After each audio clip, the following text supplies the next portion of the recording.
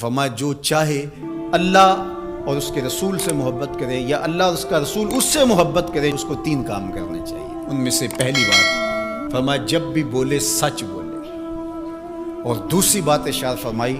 جب اس کے پاس امانت رکھی جائے تو اس امانت میں خیانت نہ کرے، اس امانت کو صحیح لٹا دے، اور تیسری بات جو اس کا ہمسایہ بنے اس کی ہمسائیگی کے حقوق کا پورا خیال رکھے۔ تمہاری محبت کا یہ جذبہ صادقہ ہے کہ تم میرے وضو کے پانی کو بھی زمین پر نہیں گرنے دیتے، لیکن کہیں تمہاری محبت یہیں رک کر کے نہ رہ جائے اور لوگوں کے حقوق پامال نہ ہو جائیں، ہمسایوں کے ساتھ زیادتی نہ ہو جائے۔ تم محبت کی فراوانی جو ہے وہ اپنے سینے میں رکھے ہوئے ہو، لیکن عمل سے کہیں تم بے نیاز نہ ہو جاؤ، لہٰذا تمہاری زبان ہر حالت کے اندر سچ ہی بولنے کی خوگر ہو،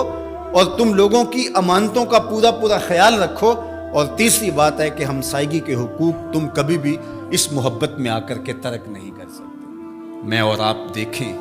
کہ ہماری محبت کہیں خام تو نہیں ہے کہ ہم دعوی محبت میں وہ چیزیں کر جاتے ہیں جن کی شریعت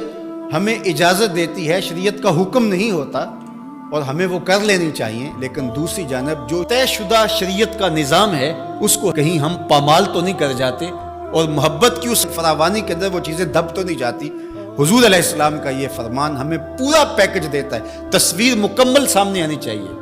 مکمل نکھری ہوئی تصویر جس کے سارے خد و خال واضح ہو۔ تو ہم ضرور اپنا جائزہ لیں اس حدیث کی روشنی میں جو میرے اور آپ کے آقا و مولا نے 3 چیزیں خاص طور پہ ارشاد فرمائیں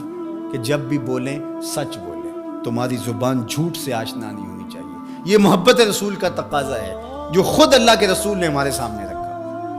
اور ہمارے پاس جو امانت رکھی گئی ہو، امانت کی جو بھی صورت ہو، اس امانت میں ہم خیانت کبھی نہیں کریں گے۔ اور تیسری چیز یہ ہے کہ اپنے ہمسائیگی کے حقوق کا ہم ہر صورت کے اندر لحاظ رکھیں گے اور خیال کریں گے، ان کو کبھی بھی پامال نہیں ہونے دیں گے۔ یہ 3 چیزیں اگر ہم اپنی روح کے اندر سمو لیتے ہیں اور یہ ایسا نقشہ سامنے آتا ہے ہماری محبت کا، تو یہ محبت ماحول کے اندر خوبصورتی کی ضمانت بنتی ہے۔ ورنہ میرا رویہ چاہے وہ دین کے نام یا کسی اور نام سے ہو، اگر لوگوں کے لیے دین سے دوری کا سبب بن جائے تو مجھے سوچنا چاہیے کہ میں کھڑا کہاں ہوں اور میرا مزاج کس سمت جا رہا ہے، اور میں اپنے آپ کا جائزہ لوں۔ میرے استاد فرمایا کرتے تھے کہ یہ نہ ہو کہ لوگ تمہیں پوچھے تم کون ہوتے ہو اور تمہیں بتانا پڑے یہ دیکھو مذہب کے خانے میں اسلام لکھا ہے۔ آپ فرمایا کرتے تھے صاحب نہ پوچھنا پڑے نہ تمہیں بتانا پڑے، تم دور سے آ رہے ہو، تمہاری وضاقتات، طرز زندگی، انداز معاشرت، تمہارا حلیہ، تمہاری زندگی کی اسلوب دیکھ کے لوگ دور سے کہیں وہ دیکھو آقا کا غلام آ رہا ہے۔ اور اس پہ میں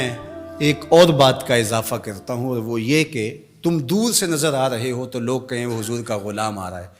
لیکن تم قریب آ جاؤ تو پھر بھی لگے کہ تم حضور کے غلام ہو۔